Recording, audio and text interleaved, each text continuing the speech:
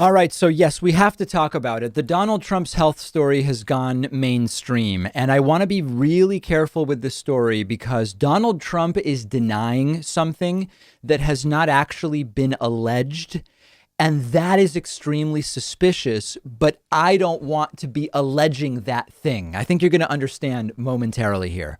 So, over the last several years, there have been general health concerns about the president. What's going on with his cognitive state? You've got these twitches and spasms that coincide with verbal glitches. You sometimes have upper Trump and sometimes downer Trump. He often seems confused. He sometimes slurs without a real explanation. We've seen him dragging his right leg while walking. We've seen Donald Trump sort of unable to just speak normally, talking about the oranges of an investigation and so on and so forth.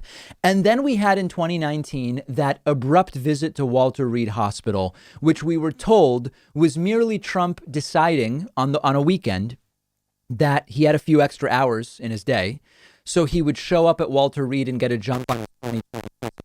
Didn't pass the sniff test at the time. Well, there is a new book coming from New York Times reporter Michael Schmidt, which says that visit to Walter Reed was not Trump saying, let's get a jump on my physical, that it was some kind of abrupt visit due to something medical that happened with Donald Trump. And it was serious enough that Vice President Mike Pence was told Trump may need to be put under anesthesia. Be on standby in case you need to take over for some period of time. Those are the allegations from Michael Schmidt. So the suspicions always were Trump wasn't there for his physical, and the book claims to corroborate that. Now, this would not be typical it wouldn't be typical for Mike Pence to be put on standby in case Trump has to be put under anesthesia. If Trump's really going for a physical, that wouldn't be normal for a physical. So that's so far okay. There's been an allegation made that that visit was some kind of medical incident. Donald Trump tweets out of nowhere that he hasn't suffered mini strokes. Now, you might say, why is Trump tweeting about mini strokes? Michael Schmidt didn't say anything about mini strokes. Well, that's exactly the question. Donald Trump tweeting, quote, "It never ends. Now they are trying to say that your favorite president, me, went to Walter Reed Medical Center having suffered a series of mini strokes. Never happened to this candidate. Fake news. Perhaps they are referring to another candidate from another party." Now, this is disinformation. It has not been alleged that Trump has been suffering mini strokes. Let me be clear. People on Twitter have alleged it. But the point is, it is not part of Michael Schmidt's forthcoming book that Trump suffered mini strokes. Trump is out of nowhere saying that something didn't happen, which no one has alleged. This would be like if someone went to the hospital and you say, hey, did you go to the hospital for routine blood work or did something happen? And you say, I didn't have a heart attack. I definitely didn't have a heart attack. It would raise suspicion if you start denying something that wasn't alleged. And in fact, it raises more questions than it answers. Now, I got an email from Daniel, who's a viewer, who says, my mother is a board certified neurologist.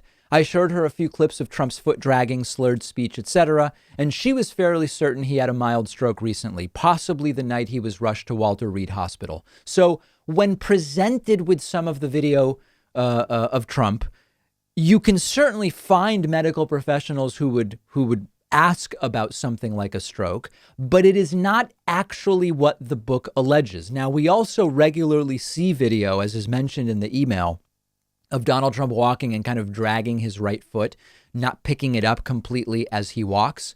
It is true that such video exists, but again, it is not proof of anything. So here's my take on this. We should be careful not to claim anything happened when we don't know that it did. Yes, the visit to Walter Reed was weird. Yes, it never passed the sniff test that Trump was getting ahead on his 2020 physical. Yes, Trump bringing up strokes when they haven't been mentioned is extraordinarily odd. But we really need to get actual answers about why Donald Trump went to the hospital. And if it was for a physical, there would be no reason that he would be placed under anesthesia, that he would be expected to go under anesthesia. And there would be no reason for Mike Pence to be told, be at the ready. So it is gaslighting for Trump to deny having a stroke because it hasn't been alleged. And yet it is suspicious that Trump is focusing in on strokes, particularly since it's not something that has been mentioned. So it would be great if at some point, because I do think that as a general principle, the voting public has a right to know about the real health status of people who may be arguably the most powerful people in the world, or among them. I do think the public has a right to know, and the White House should just come clean about the reason for that visit. Adding fuel to the fire of suspicion is that when asked about this, Mike Pence's answer was, it was certainly squirrely, slippery, let me put it that way. And that's what I want to talk about next. If you love feeding your intellectual curiosity, but you're always struggling to find the time, check out one of my all-time favorite apps called Blinkist. Blinkist lets you consume an entire book on your way home from work.